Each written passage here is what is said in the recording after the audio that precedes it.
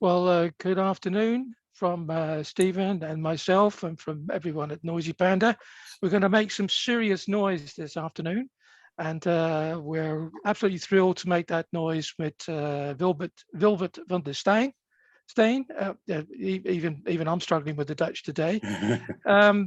Wilbert is a cartoonist, an illustrator, an award-winning artist here in sunny Holland is today. He's been started, I think, around the 2000 year 2000, and has to date an illustrious career. And I know that he's particularly passionate about comics. So over to you, Wilbert. Thank you, Steve and David.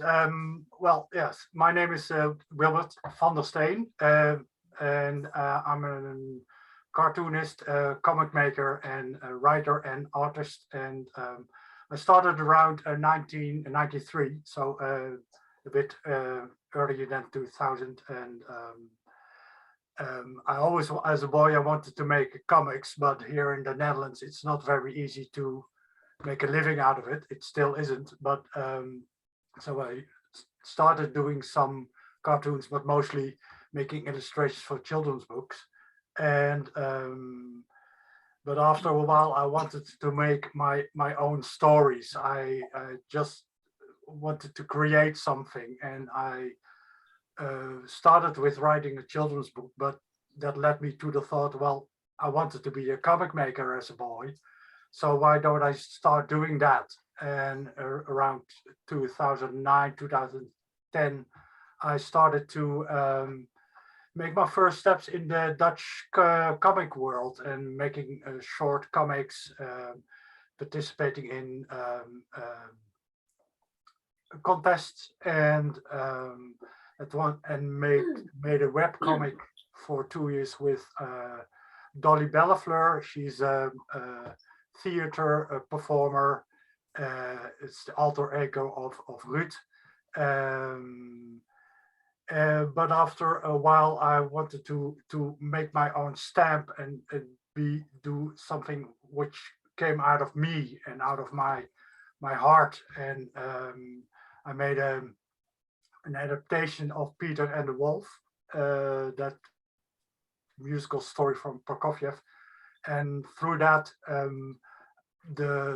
I got noticed and got in contact with a Flemish comic writer, Marc Legendre, and with him I made 3 comics, Ayak Por. And after that, I started to make my own story called Zon, that's translated as Sun, about quite a dramatic story about a boy who isn't loved by his mother, who has quite a lot of ambitions. And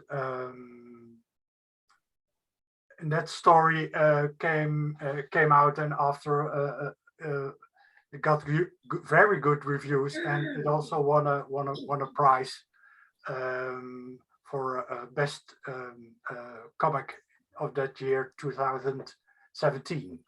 And Wilbert, could I just ask you, is the comics, are they bigger in Belgium than they are in Holland, or is the market? Belgium is a bigger a country for comics, and people are more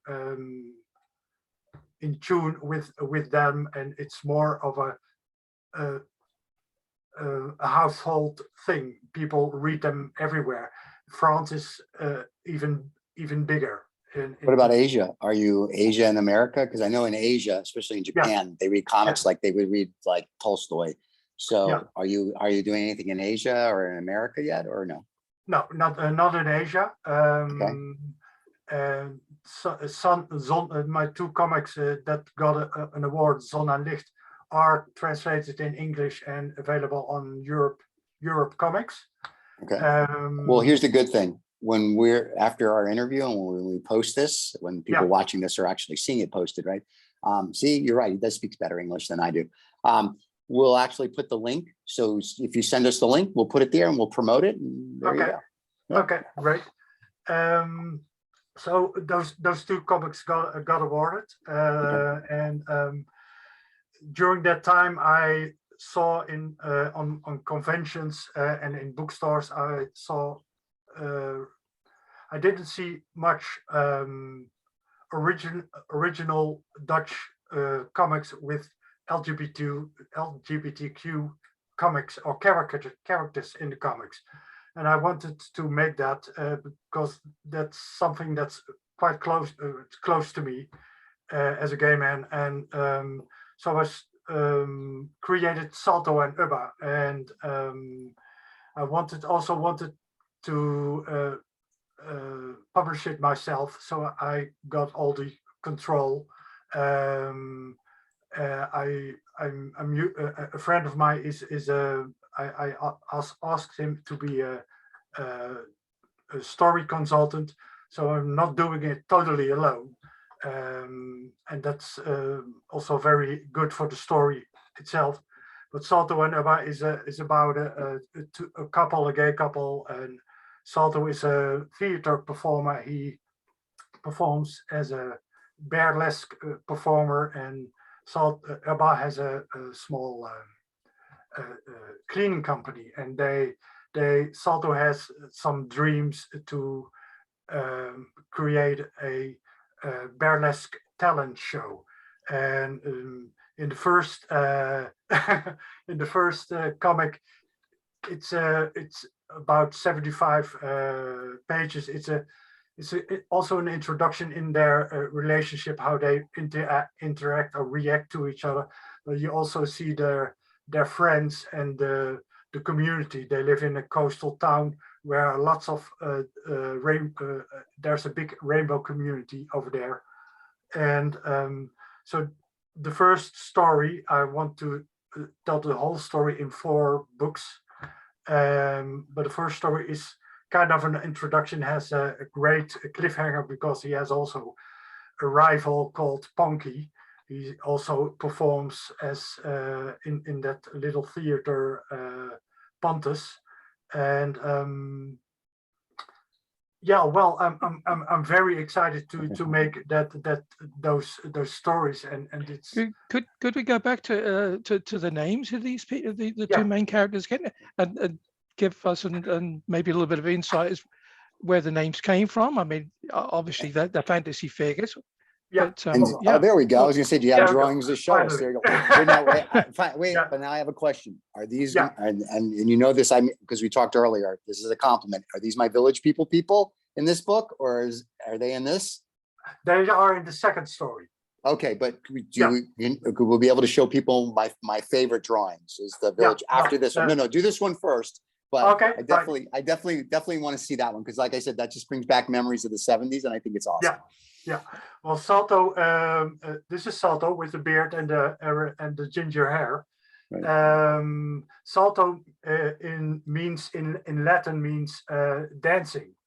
It means in Spanish also jump, or but that's how I usually try to find names that have a meaning. Not always, but often I like that because it brings an extra layer to the story. And Abba, first I wanted to use Baba, but I thought, well, Abba is a bit more unusual, so I skipped the B and just it's Abba. It's a Scandinavian name. Right. And it's and this is your first comic book, the gay comic book, and this is the one that's also available in English, is it not? Yeah, it's translated and it's available as a print on demand on the American Book Center in Amsterdam. You can order it there, and we will put the links in so people that have interest can click the link and order a book. Great. And when I'm finished with the second story, which is 125 pages, I want them to combine them, and going to look for a publisher, because here in the Netherlands I can do it myself because it's a small country, so the market is easy to do. Right. But going English on the American or British market, that's maybe out of my league to to handle that. No. Nah, So we you need could, we you need could, to you could do it. we need to do a shout out now to everybody who's interested in this. Come on, Yeah. let's have the English version of it. Let's have, you know, all the European language versions of it. It's a And Asian too. Don't forget, you Yeah, have a big exactly. Japan Yeah, and whatnot over there too. Yeah. So can you open it and show us some pictures, or do you have actual drawings or that you can show as well? Well, I can share screens later on, but Sure. this is the well, the first title page, Oh, very cool. and that's how it starts with Salto preparing for a rehearsal. Okay. And let me see. There's a bit of their interaction after a discussion gone wrong, where Abba tells Salto to go find something else to do. And then Salto comes up about creating a workshop, a burlesque workshop, where he teaches a couple of guys how to be, well, in fact, how to be free and how to dance and how to be a burlesque performer. I'm going to look that up. Is this something that you're doing as well, Wilbert? Are you also? No, I like dancing, but I'm not very good in performing on a theater. I would be too nervous, stage nervous. Here are the guys. Oh, very cool. For the workshop. It's Kyler, Obi, and Corlon, and they all three very different characters. And at the end, they have they perform on stage with together with Salto in the theater over there. Oh, very cool. And I like to use one colors in scenes to set the mood and combine that with more traditional coloring. And I also like to point people out to that all is not what it seems, and combine male and female. How do you say that? Well, I like to combine the female and male Characters, aspects, yeah. aspects. Yeah. So that's it's I can show some. Okay. Oh, here share screen. Will these characters be available as well as for NFTs? Will these characters also be available for the first book? Yeah, well, as NFTs, because I know we have a few things from you already, which Steve got really excited about. His Village People collection. I like the Village People collection. Yes, that is very true. The most NFTs I sent you were from book 2. I can find some other things. See if I can share some. Well, the good news is that we record. The bad news is that I think because of the devices that we're using, we can't share the screen because we're recording. So I apologize in advance for that. Listen, it's just two old white guys doing an interview. You know what I mean? So like we're not, when we have like the young 20-year-old kid who knows everything about technology, it'll be more better. But right now it's, this is what it is, unfortunately. Yeah, no, but in the second book, I also use references to the Village People because I grew up with those guys too, and that was a lot of fun. So, but I like using images and that are or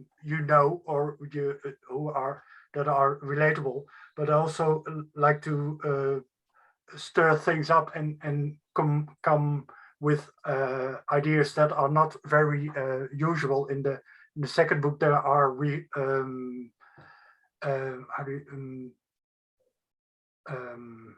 for the show that they are producing, they have not rehearsals, but people well, there are some acts in that that are provoking a little thought about being people who are disabled but still can perform, and but also well. That's okay. So let me ask you this question. So yeah, LGBTQ, which is fine. Yeah. Or as Seinfeld would say, there's nothing wrong with that.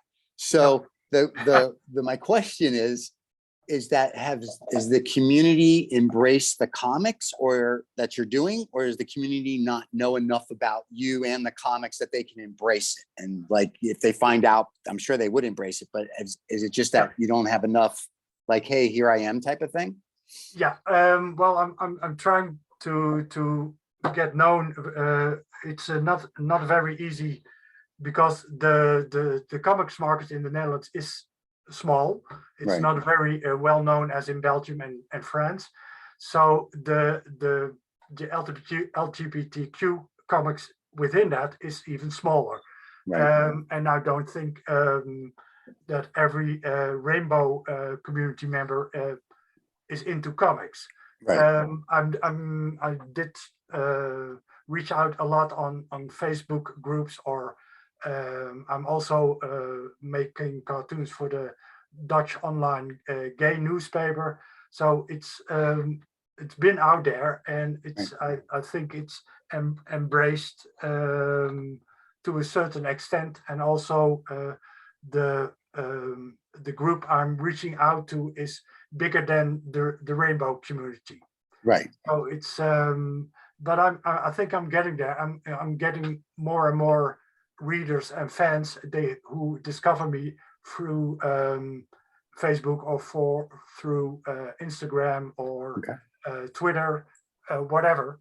So it's getting there, but a bit slower than I thought. Gotcha. Well, that's so, but the nice thing is though, it crosses everything, A through Z. It's not just particularly, I like that he's sipping like vodka while he's interviewing with us. That is really cool. I just need to go get my scotch and a cigar and we'll be good for the day. But I like the fact that you go across everything. So whether you are heterosexual or you're part of the rainbow community, it makes no difference. The comic will appeal to you, and the artwork, especially if you grew up in, like, if you're of a certain age and you grew up in the late 60s and 70s, if you will, and you know the Village People, you know, all that, just the artwork just brings a smile to your face, and the story as well. But for me, it was the artwork. When we first saw it, I was like, David, this is awesome. This brought me back to New York City when I was a kid. Okay, great. No, really think about it, right? It's just like you have all the characters, and it was just like, that was just so cool. So it's in, and the nice thing is we'll have a link to voice.com and below where we actually have all your characters available for purchase as an NFT, and I guess as a digital, if we're doing that as well. So okay, cool. Yeah, we've offered them up as limited editions. So there's only going to be 100 of each one minted. Cool. And they're of course are from the second book, so I'm really excited about having some for the first book as well. And you know, Steve was talking about these. You know, I was looking through them again today. What have we got? Cowboy, bull runner, a bull rider. So even better. Tutu leather boot. Was it sailor sea salt? Sailor sea salt. So are these are the characters in this second show in this book, because I don't want to you know, spoil the party, but I do know that the first book's got a cliffhanger in it. Yeah, it does. So you know, so that leads you then automatically onto the second book. Again, that will be available in English, or it is available in English? I will. I will on demand. I will let it translate again. And my first thought is to make it available as print on demand, but I'm also gonna look for a proper publisher, or in America or in Great Britain. First, I want to get it out there and print it in English. So So when is this? So when is the second book finished? So or is it already out? No, it's not out. I finished page 90 of the 125, Okay. and I think it's will be ready in this fall. It's a big, broad area, but it'll be ready sometime between now and this time next year. You two can order the book type of thing. That's fine. Like I said, we'll put all the links below. So as things come ready, or people want to follow you on Instagram, they can do both. And then as the book gets ready, you can click it. And who knows, maybe a publisher will see this and go, hey, we have interest. So, and then it's kind of a cliffhanger because we're not showing all the cool art, like the Village People art. So they'll have to now actually go look for it. And, you know, that'll also be kind of interesting as well. So very cool. So you've got this. So what's your next step? What do you want to do? As my father would say, when you grow up, what do you want to do? What do you want to be when you grow up? Well, I want to, I'm also already starting to write book number 3, and after that book number 4. So when that is finished, maybe I'll have a new story of Salto and Abba. I'm quite in love with those with that duo, and I love them, and I think there are many stories to be told with them, and so just continue. Very cool. Making art and stories. So we'll do a call out now to Cartoon Network. Say, come on, guys, why are you sleeping? Why are you not picking this up and making this into a cartoon? Well, you know what? Adult Swim. They have the Adult Swim at night. So so we'll be hashtagging all of that. Shamelessly plugging you like there's no tomorrow. And Netflix. Barnum and Bailey has nothing on us. Trust me when I tell you. So we'll make sure we plug. Wilbert, you said you were a book, but this is not a cartoon then, that you're going back to illustrating books again, or an illustrated book? No, I just mean this comic. I think I call it a book, but it's probably because I'm have another thought how do you say that?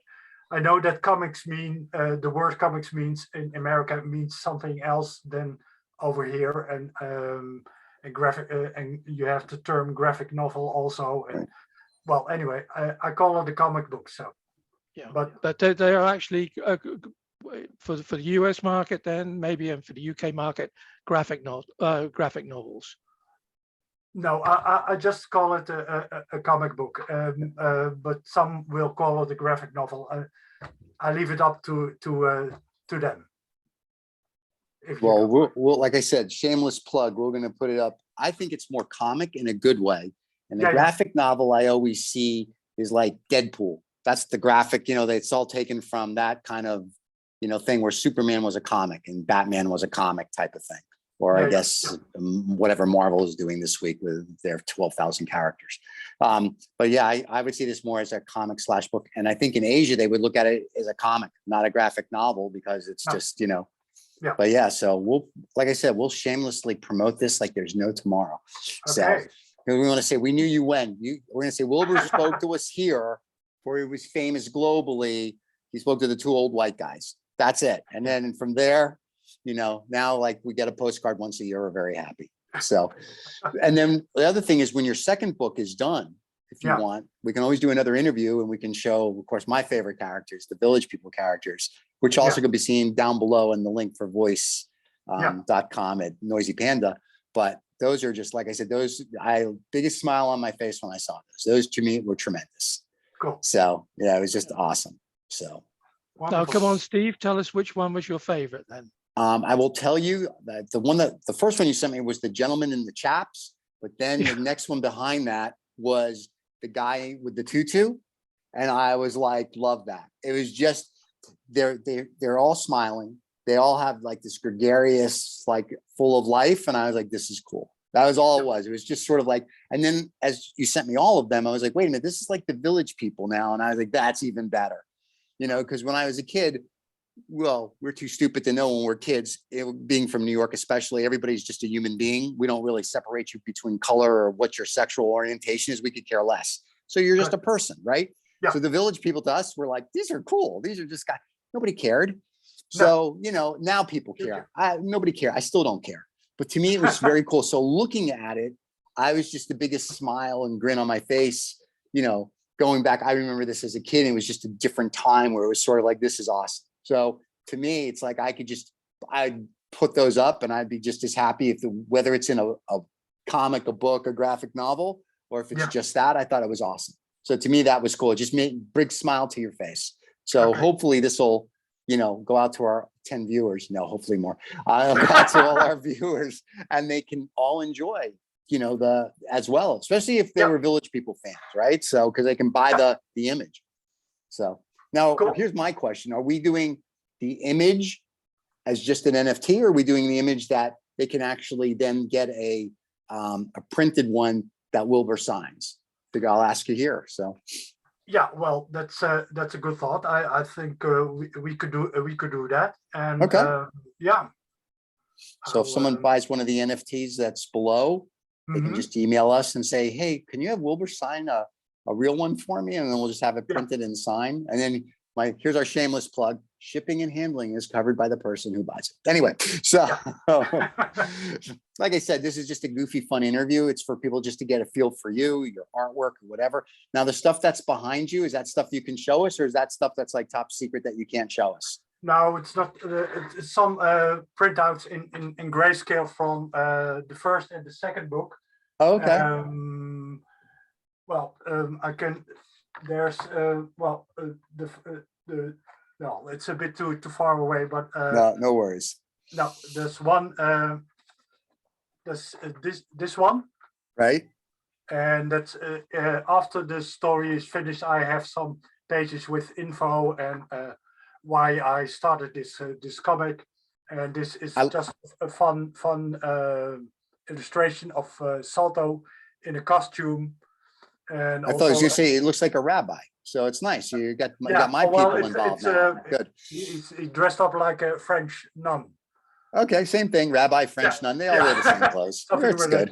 Here he is as a toreador with Zorro behind him. That's wild. I love it. Yeah, and I just wanted to create a background and put it some in the book. I also have a page of an inspiration that's called Irish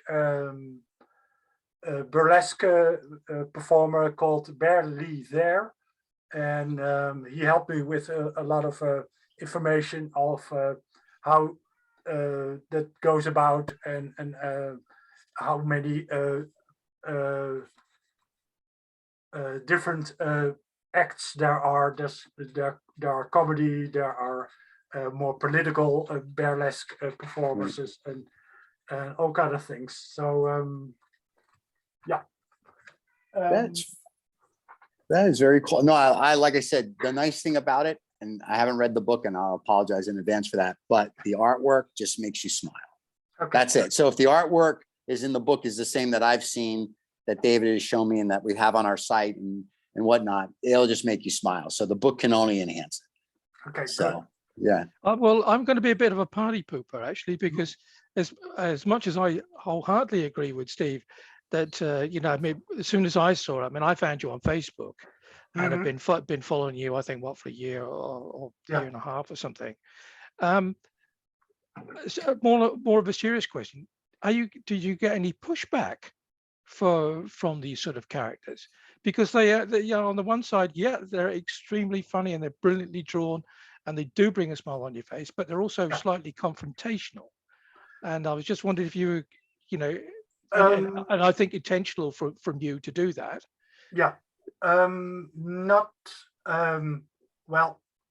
very personally. I put some images on my Facebook page of Salto and Ebba, and the only thing I got at the moment is some angry emoticons, but not strong or angry words, or nothing personal to me, thank God. So no, not from Salto and Nubba. A couple of years back, I made for Halloween. I made a version of my version of the Addams Family, and more in a rainbow community way. And those got a lot of angry comments and reactions, and don't know them literally from heart, but they made me remove that post at that moment. So, but it was this because people are like hardcore Addams Family's fans that thought, well, you know, you just, it should be as it should be, or is it because of the rainbow aspect of it, do you think? No, what I remember is because the more hardcore Addams Family, and it should stay as it is instead of making them something doing something different with it. And Addams Family is also a great inspiration for me, because it's certainly in those times that it started, it was a queer family. Mm-hmm. And so you can look at it that way too. So I made my version of it and the parents are two women, and Uncle Fester is a cross-dresser or something like that. I made something funny out of it, but also rainbow related. And some people didn't like that. Did more people like it or not like it? Well, it's been a couple of years. I don't know more. The people who didn't like it had a more greater impact on me. Oh, so, well, you know what? You should read. So this is the New Yorker in me. I would put it back up there. I would tell them, in New York, we use the F word like a comma. I would use the comma word and a few other words and tell them what to go do with themselves. Put it back up there, because now it's like, that's your freedom of expression, and that's what you see it. So unless the creator or whoever owns the rights to the Addams Family tells you to take it down, tell them to go pound salt, or they can go play my favorite game. We try not to use those words on this show, but I'm sure one day it'll slip. But I would do that. If it's a good feeling one, that's it. They've got comics on cartoons and everything now with two mommies and two daddies and so who cares? It's the Addams Family. And to your point, yes, that was a little weird back in the 60s where you have the whole family and that. So what's the big deal? So you just made it happy and bright. So people's opinions usually mean nothing. So unless you're getting sued, who cares? So well, let's make it. I'm Jewish, so we can't use sue as a proper name. We use it as a verb. So that's why. So well, maybe we should make an NFTs out of the Addams Family's ones, because they sound brilliant. You know, I'll show you. Steve just loves kicking indoors, and like I say, just wait until they send you an invite to truck up to court somewhere, and then we see what happens. Yeah, and I have no problem with somebody telling me they don't like it, because I can tell them, good, then don't buy it. And if you like it, buy it. And I would venture to say more people will like it than won't. And once again, the people that don't, who cares? They're not your audience. No. Right? And whether a 10-year-old goes, mommy, I love it, or mommy, I hate it, that's his opinion. And whether mommy or daddy and daddy or mommy and mommy go, I love it or hate it, that's their opinion. At the end of the day, who cares? That's you. That's a part of you. Like, I'm sure some of these people, like the drawings that I like, the illustrations that I like, I'm sure some people don't. I don't care that they don't like it. That's great. Then don't like it. I'm sure you don't like some of Picasso's work either. So, or Leonardo da Vinci, right? Or all these other things. That's fine. But I like it. So if you don't like it, don't buy it, or don't go to the website, or don't listen to it. That's okay. Like, you're not going to hurt our feelings. So, and that's it. So you, my friend, you can promote whatever you want. As long as it's not XXX on our site, we're good to go. But if all your stuff is as we see it, we are very happy. You can promote and do and go from there. Okay, I will. There you go. That's it. That would be my little soapbox speech for today. And tomorrow I'm going to go, storm the Bastille with the people and make sure nobody just gets to eat cake. So we're all good. Well, Wilbert, I'd like to thank you so much for joining us today. It's been an absolute pleasure. We had a sneak preview of the exciting stuff that's going to happen. Great. These wonderful characters are available as limited avatars on voice.com under Noisy Panda NFT, and we hope that